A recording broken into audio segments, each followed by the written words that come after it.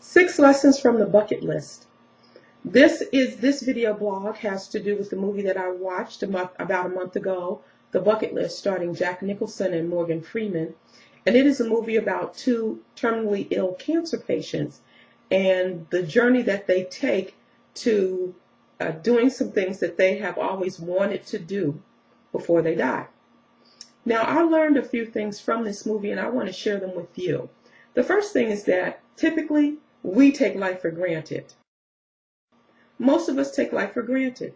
You see, these 2 old men at 65 years old had determined that there were things they wanted to do but they'd never done. And it was basically because they got caught up in the rat race of living. Sometimes that happens to us. We get so caught up in that routine of doing things that we don't live. So, because we take life for granted, we put things off and we say, hey, well, I'll be able to do that tomorrow. I'll do that when the kids grow up. I'll take that trip when I finish paying for college for my children.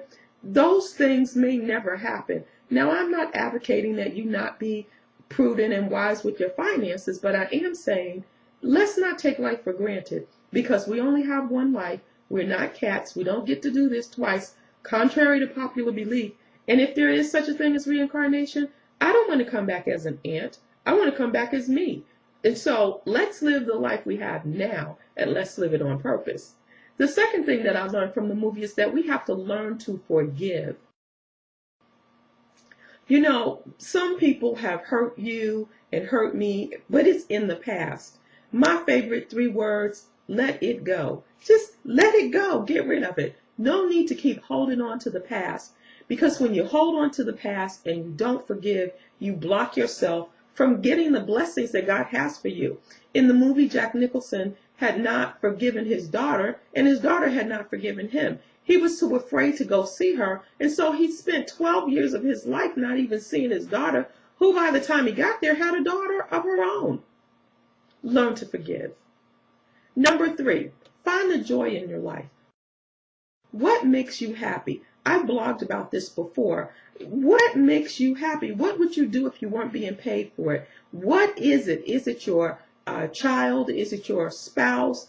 Is it a hobby? But find the joy in your life, because when you find the joy in your life, you will share that joy with others. Number 4, stop worrying about what other people think. I listened to a CD a few months ago, and in it the author says that he found out that one of the statistics that have to do with death is that the weather determines how many people will actually show up at your funeral. So think about it. All of those people you're trying to please might not even come to your funeral if it's not dry outside. So stop trying to please other people. Number 5, start living. Really, that ties into taking your life for granted. Wake up and do the things you want to do. Start living. Take life by the horns. Get out there and carpe diem. And number 6, love every chance you get. We don't often get an opportunity to love people because we want something back from them in return. But I challenge you to learn to agape. That is to unconditionally love. Love just for the heck of it. Love because it feels good. Love because it gives you joy. Love because it gives someone else joy. And so there you have it. The 6 lessons that I learned from the bucket list. Number 1, we take life for granted. Number 2, learn to forgive. Number 3, find the joy in your life. Number 4, stop worrying about what other people think. Number 5, start living. And finally, number 6, love every chance you get.